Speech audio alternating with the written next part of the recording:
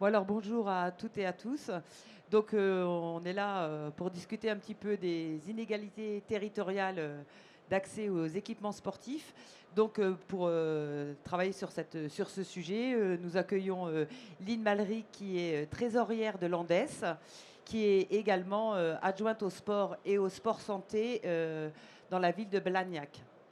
Et Sylvain Quirion, qui est responsable national des équipements sportifs pour le syndicat SNEP FSU, le syndicat des profs de PS et des profs de sport. Voilà.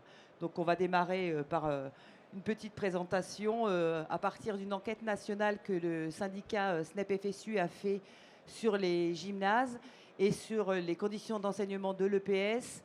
Et vous verrez comment ça s'est passé, etc. Voilà.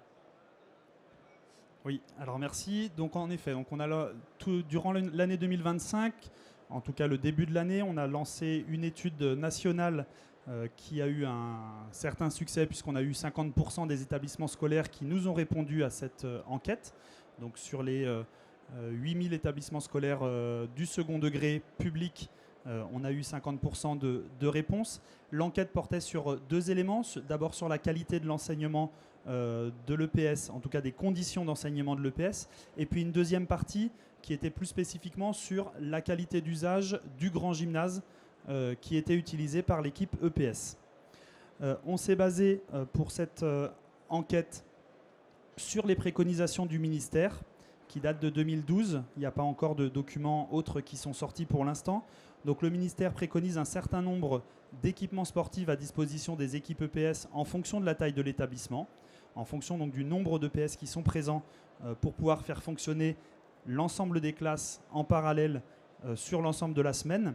Donc on s'est basé sur ces préconisations en attribuant à chaque équipement sportif dont disposait l'équipe EPS des points sur chaque équipement qui étaient ensuite malucés en fonction de l'installation et donc en fonction de la qualité d'usage. Par exemple, si l'installation était éloignée, si l'installation manquait de chauffage, manquait d'isolation, s'il y avait une manipulation du matériel qui était compliquée sur cet équipement sportif, l'installation perdait des points. On s'est ensuite référé on a comparé ce nombre de points à ce qui était préconisé par le ministère et il était alors attribué une catégorie à l'équipement sportif et à l'enseignement de l'EPS sur le même style que les Nutri-Score, donc avec une note de A à D. Les résultats de cette enquête, alors au niveau national, d'un point de vue macroscopique, même s'il sera intéressant d'étudier localement sur tous les territoires les différents résultats, ce que l'on relève principalement, c'est l'accessibilité du savoir nager. Donc dans un contexte de noyade estivale là, qui a été assez dramatique, on constate que 14% des établissements scolaires sont dans l'incapacité d'aller apprendre à nager, faute d'équipement sportif. Deuxième chiffre que l'on peut faire ressortir de cette enquête, c'est les conditions d'enseignement de l'ensemble des établissements scolaires qui conduisent 49% des établissements scolaires et donc des équipes EPS à ne pas pouvoir respecter les programmes EPS, faute d'équipements sportifs ou en tout cas faute de conditions permettant de les respecter. Et enfin, un chiffre qu'on connaît bien, c'est 80% de gymnases qui doivent être rénovés. On l'avait déjà pointé ce chiffre parce que ça représente les 80% de gymnases, c'est les 80% de gymnases qui sont construits avant 2005. Et donc l'enquête permet d'objectiver ce chiffre puisque l'on retrouve exactement les mêmes proportions de défauts de qualité d'usage.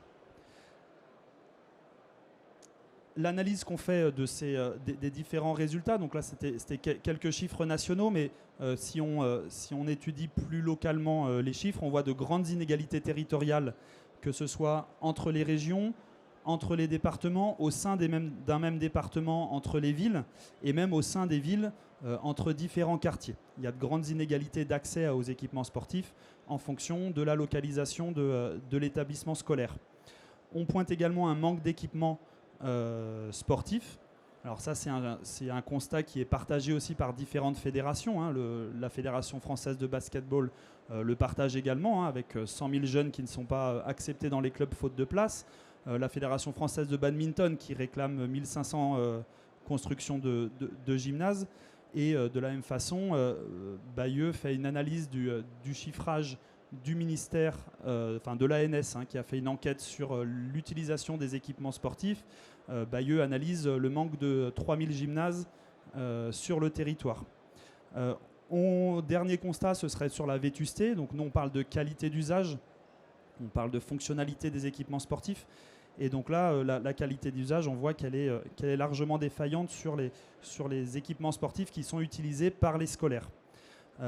L'enjeu, c'est de donner envie aux jeunes de pouvoir se mettre en activité et surtout d'y rester et d'y revenir après l'EPS.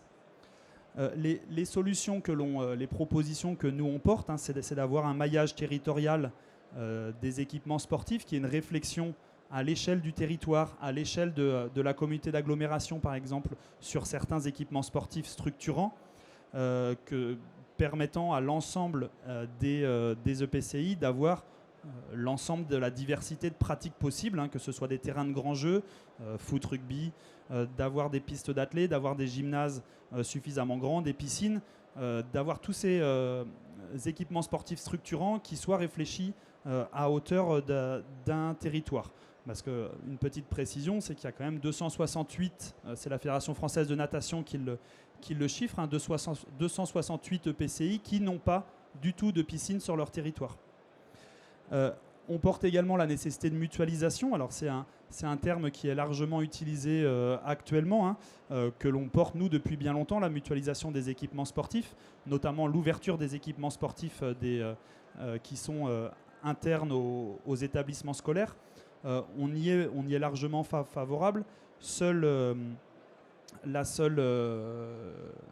seul frein que l'on y voit, c'est que c'est une solution à court terme dans l'immédiat, mais qu'il ne peut pas se substituer à une solution de construction d'un certain nombre de gymnases. Dans l'immédiat, on peut tout à fait travailler à ouvrir les établissements scolaires pour ouvrir davantage de créneaux d'installation sportive, mais à moyen terme, il faudra, quoi qu'il arrive, que l'on réfléchisse à des constructions. Et enfin, sur le financement, qui est quand même le nerf de la guerre dans les collectivités, on constate que les municipalités ont bien souvent la double peine d'avoir à la fois l'investissement à devoir financer, mais aussi ensuite souvent le fonctionnement de l'équipement.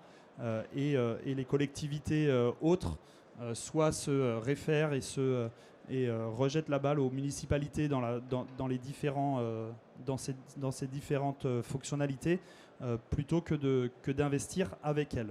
Donc voilà, donc le financement, nous ce que l'on porte, c'est un partage du financement avec, si on veut parler concrètement de lutte contre les inégalités territoriales, il faut que l'État investisse grandement et nous on porte un financement de l'État à hauteur de 50%. L'État a commencé à le faire lorsqu'ils ont lancé leur deuxième plan 5000 équipements où ils finançaient également les équipements sportifs structurants. Ils sont montés à hauteur de 22% en moyenne sur ces équipements structurants. Nous, on porte que l'État a la possibilité de monter à hauteur de 50%, ce qui permettrait à l'ensemble des collectivités territoriales et municipalités notamment qui ont cette charge bien souvent de l'investissement, de pouvoir investir dans des équipements sportifs. Des solutions, on les porte non seulement sur la question de la fonctionnalité des équipements sportifs, mais aussi sur la qualité environnementale des équipements sportifs, avec des référentiels que le SNEP a sortis. Le SNEP FSU a sorti 2 référentiels qui sont donc le RISET, le référentiel des équipements sportifs en transition environnementale. Il s'agit d'un recueil de l'ensemble des solutions actuellement sur le marché pour répondre aux différents enjeux que la France s'est fixés à hauteur de 2030 et 2050, pour répondre donc à tous ces enjeux de construction d'équipements sportifs ou de rénovation d'équipements sportifs en faveur de la transition environnementale.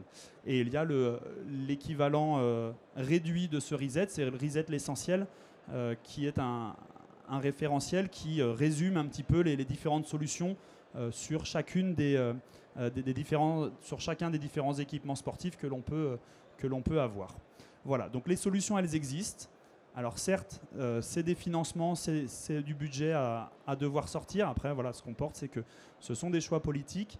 Mais sur cette question, en tout cas de la transition environnementale, à chaque fois que des municipalités investissent un petit peu plus d'argent dans des équipements sportifs en transition environnementale, ça leur permet ensuite de faire des économies, que ce soit sur les fluides et sur le fonctionnement de leur équipement sportif. Voilà, donc on porte les solutions qui sont là et on espère que ce sera entendu à l'arrivée des municipales notamment pour aider les municipalités à pouvoir investir.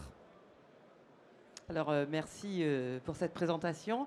Donc, face à ce qu'on vient de présenter, mais peut-être d'autres enquêtes dont vous avez connaissance à l'Andes, qu'est-ce qu'on peut faire et est-ce que l'Andes a des propositions au niveau national, mais peut-être aussi au niveau local voilà, donc je te laisse la parole. Merci beaucoup.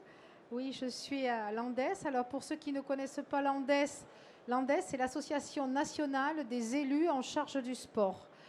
C'est une association, comme son nom l'indique, qui regroupe tous les élus en charge du sport.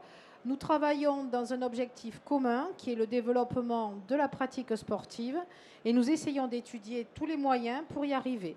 Nous avons différentes commissions, nous avons un recensement plus de 3000 communes adhérentes et nous sommes en réseau avec plus de 8000 communes en France et en Outre-mer. Et c'est avec elles que nous travaillons, nous réfléchissons.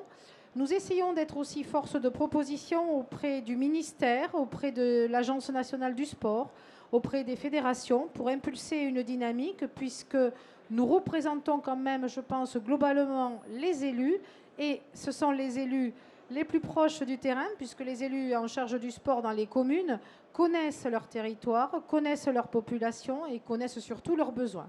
Et il n'y a pas de secret, on a les mêmes résultats que vous sur les enquêtes. On sait très bien que ce sont les communes qui sont propriétaires de 80% des équipements et qui les construisent en grande partie avec leur budget, les budgets des départements et les budgets des régions, qui en ce moment sont vraiment, je dirais, presque vides, les budgets de prébas, et continuent à le faire. Pour cela, nous essayons, et pour lutter contre ces inégalités, puisque les élus que nous représentons sont à la fois des élus des grandes métropoles, des élus dans le urbain autour, des élus dans le rural, mais aussi des élus d'outre-mer. Parce que chaque territoire a un peu sa spécificité, mais en fait, on revient tous à un élément. Le sport est un levier, le sport est un élément important d'insertion, un élément important pour les personnes de tous âges. Et personnellement, je suis un peu plus aussi sur un sujet qui me tient à cœur et que certains connaissent, qui est le sport santé, parce que la pratique de l'activité physique, et pour les jeunes, on le sait dans les écoles, dans les collèges, c'est important, ils arrêtent souvent à 14-15 ans, les filles surtout, pour différentes raisons. Pour être assez, je dirais un peu, pas dramatique, mais quand même donner les chiffres, c'est quand même 2 collégiens ou 2 jeunes sur 3 qui ne respectent pas les conditions donc recommandées par l'OMS, c'est-à-dire 1 heure d'activité physique. C'est actuellement 95% de la population qui est en difficulté sanitaire par rapport à la sédentarité, par rapport à l'inactivité physique. Donc je ne vais pas rentrer dans tout ce détail, je pourrais vous en parler des heures parce qu'il me passionne et que j'y crois énormément. Néanmoins, pour aller dans le sens de cette pratique accentuée de l'éducation physique ou de l'activité physique plus largement, au sein de l'Andes, on a proposé plusieurs actions, en particulier ce qu'on appelle le gymnase 3S. Alors le gymnase 3S, pourquoi 3S? Parce que c'est 3 sobriétés. La sobriété budgétaire, c'est majeur. La sobriété environnementale et la sobriété foncière. On sait dans les communes qu'on a des difficultés avec la loi ZAN, zéro artificialisation nette. Chaque fois qu'on construit une dalle en béton pour simplifier, il faut qu'on mette l'équivalent en herbe ou on renature un espace. C'est-à-dire que si je veux construire 1000 m² avec du béton, il faut que je désimperméabilise 1000 m² ailleurs. C'est quand même très difficile. Et c'est vrai que dans les communes, ce n'est pas souvent le gymnase ou l'équipement sportif qui est prioritaire. Lorsqu'on a une école ou lorsqu'on a un bâtiment municipal à construire, c'est lui qui est majeur. Pour cela, on est parti du principe un petit peu de ce que certains connaissent peut-être parce que ça a déjà été inventé, c'était les piscines tournesol.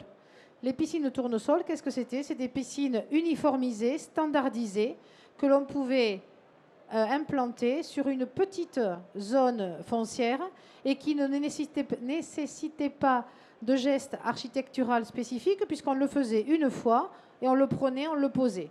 En fait, c'est la même chose pour les gymnases, pour le côté architectural et le côté budget. Un gymnase, c'est entre 4 et 5 millions d'euros si on veut quelque chose de correct. Si on veut plus petit, il y a tous les budgets pour un équipement sportif.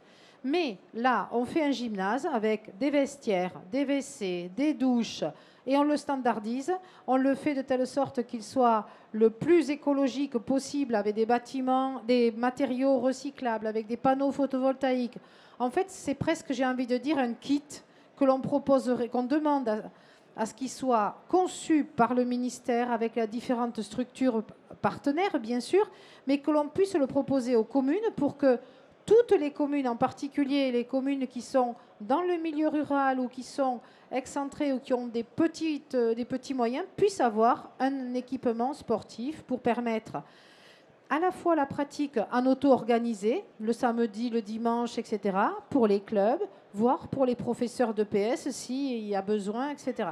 C'est une volonté, c'est un dossier qu'on est en train de porter, qu'on a présenté déjà au ministère, mais c'est vrai que c'est un petit peu long, mais bon, à l'Andes, on est quand même très pugnace, on essaie de continuer, et puis j'aime bien le dire, hashtag on ne lâche rien. Je ne lâche rien. Deuxième élément aussi qui est important pour nous, c'est le savoir nager. Parce que les enfants doivent apprendre à nager. On a trop de noyades, on a trop de personnes qui ne savent pas nager. C'est un élément ministériel qui a été mentionné dans le programme. Il faut absolument qu'on ait des piscines. C'est très cher, une piscine, non seulement pour l'investissement, mais aussi pour le fonctionnement. Je crois qu'on n'a aucune piscine qui soit positive en France. Ça veut dire que les communes assurent le fonctionnement. Alors, peut-être certaines piscines qui sont en DSP, mais ce n'est pas tout à fait le sujet, enfin, ce n'est pas forcément l'optimum, parce que il faut que la piscine, c'est un service public, elle soit ouverte à tous et toutes, non seulement aux écoles de la commune qui possèdent l'équipement, mais aussi aux communes voisines qui n'en ont pas. Parce que le savoir nager, on se rend compte qu'en 6e, il y a encore des enfants qui ne savent pas nager, alors que ça devrait être à la fin du CM1 que tout le monde devrait savoir nager. Pour cela, on propose, nous, ce qu'on appelle le fonds bleu. Le fonds bleu, c'est un fonds de dotation que l'on voudrait mettre en place pour développer la construction, alors peut-être pas la construction, la réhabilitation de piscines existantes. Je prends des exemples. Soit on peut couvrir des piscines qui sont que des piscines d'été. Ça permettrait de les utiliser l'hiver. On peut, à la place de bassins d'été, faire des bassins nordiques. J'en ai fait un sur Blagnac. Il est utilisé à 120%, pour pas dire plus, mais ça libère le bassin intérieur, qui était un bassin fermé pour les enfants, pour les écoles. Ça nous permet d'accueillir les écoles des communes voisines, ça permet de faire les cours de natation, et ça permet aussi de faire ce qu'on appelle l'aisance aquatique pour les petits, puisque pour ceux qui ne sont pas totalement au courant, le savoir nager, c'est 6-10 ans, et l'aisance aquatique, c'est de 2 à 6 ans, c'est-à-dire leur apprendre à barboter dans l'eau, à ne pas avoir peur de l'eau, et dès qu'ils arrivent donc à 6 ans sur le savoir nager, ils sont déjà prêts à faire des longueurs presque, parce qu'ils ont déjà l'habitude de l'eau. C'est un travail que l'on monte, que l'on travaille donc au sein de l'Andes, que l'on a déjà soumis. On voudrait le travailler et pour les financer, ces équipements, très importants, on propose de prendre sur le certificat donc d'économie d'énergie, qui est un financement donc sur les énergies et qui est géré par l'État, l'ADEME, etc., et qui n'est jamais totalement utilisé tous les ans. C'est quand même étonnant de voir qu'il y a un budget au sein de l'État qui n'est pas utilisé. D'où la nécessité de travailler sur ce fonds et de voir comment on peut le développer. Essayer de travailler sur les équipements actuels, les rénover, les réhabiliter, essayer de transformer en bassin nordique, essayer de construire aussi des piscines, parce que là aussi on propose des piscines standardisées, on demande des piscines standardisées qui ne sont pas des piscines creusées, mais des piscines hors sol, couverte et il y a déjà des entreprises, des structures qui le proposent, ça veut dire que c'est important, c'est une piscine, je veux dire, à moindre coût. Là aussi, il faut la financer, mais c'est à voir comment on peut le travailler. Alors, il y a différentes choses. Et au sein de l'Andes, on travaille sur cette égalité, puisque le sport pour tous, c'est quelque chose qui nous tient totalement à cœur. Voilà. Est-ce que j'ai... Alors, juste, je peux te faire deux petites annonces. La première, c'est s'il y a des élus de communes qui ne sont pas encore adhérentes à l'Andes, c'est important. Venez nous voir, on pourra vous aider. On a vraiment, je veux dire, un travail collectif, un intérêt à travailler ensemble. Et plus on est de communes à porter des projets, plus on a de poids. Voilà. Et petit clin d'œil aussi au sport santé, puisque dans le cadre des assises européennes du sport santé qui avaient lieu à Strasbourg, avec donc la Maison du sport santé de Strasbourg, avec de nombreuses communes et de nombreux partenaires institutionnels, on a développé un plaidoyer que l'on va présenter à 15 heures donc sur notre stand pour inciter les communes, les candidats ou les élus sortants qui se représentent, en fait, les futurs maires, à intégrer dans leur programme des actions sport-santé, parce que ce n'est pas quelque chose qui est très cher, c'est quelque chose qui peut impulser et on vous donne des idées pour essayer de le mettre en place pour tous les concitoyens des communes, parce que le sport, c'est la santé. Voilà. Merci beaucoup.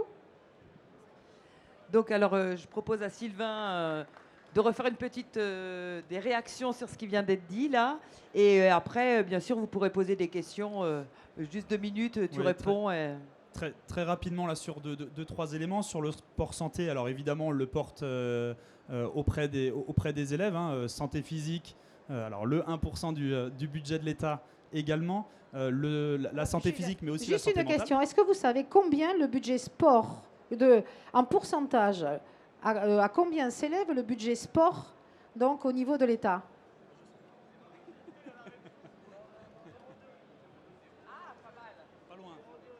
Zéro quelque chose, oui.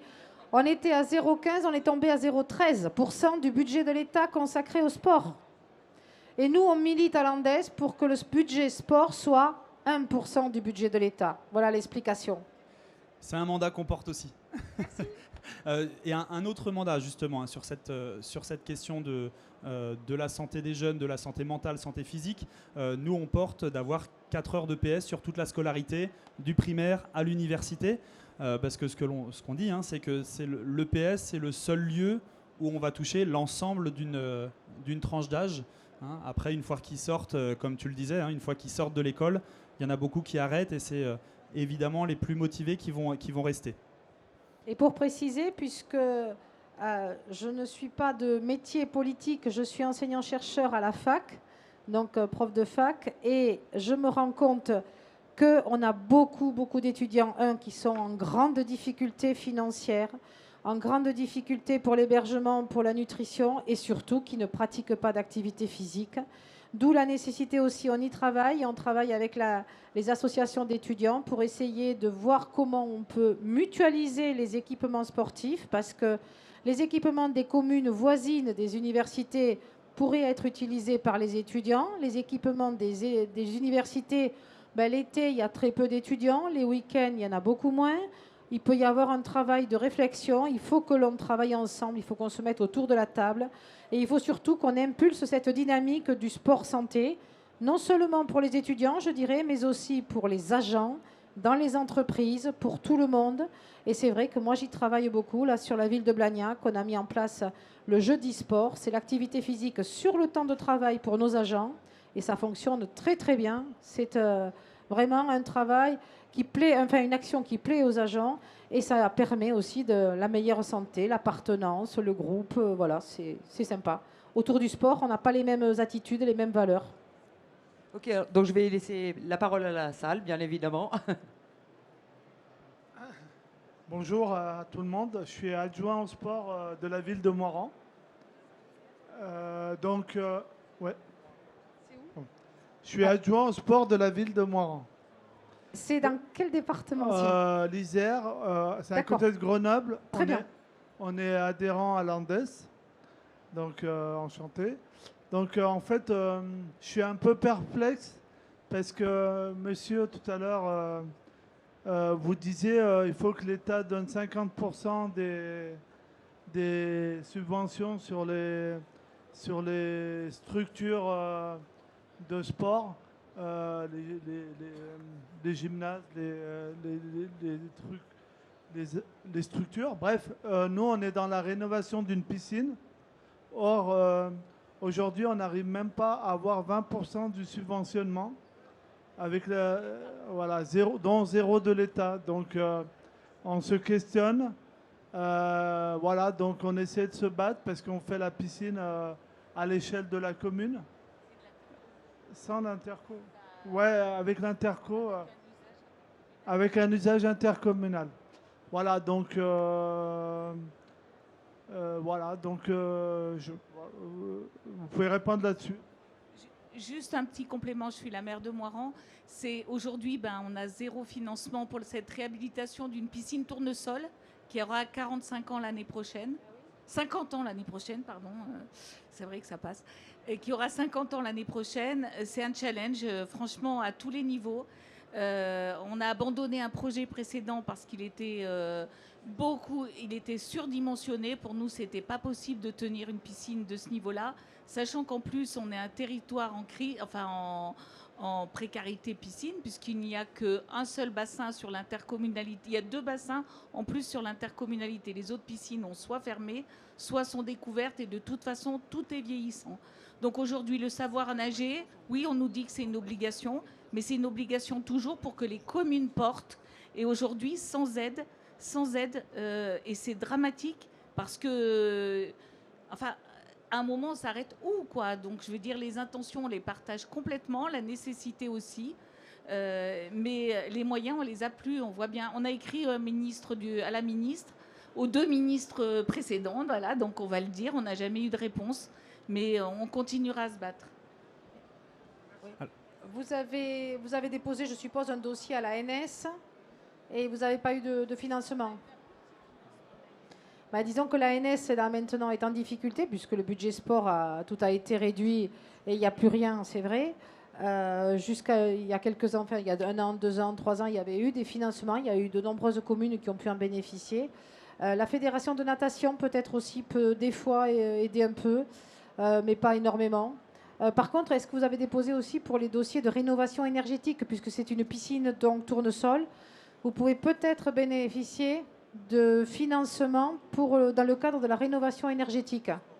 Sport Rénov, voilà. Là, puisque Sport Rénov, comme ce n'est pas une piscine que vous construisez, c'est une rénovation, voilà, vous pouvez bénéficier de la rénovation pour le toit.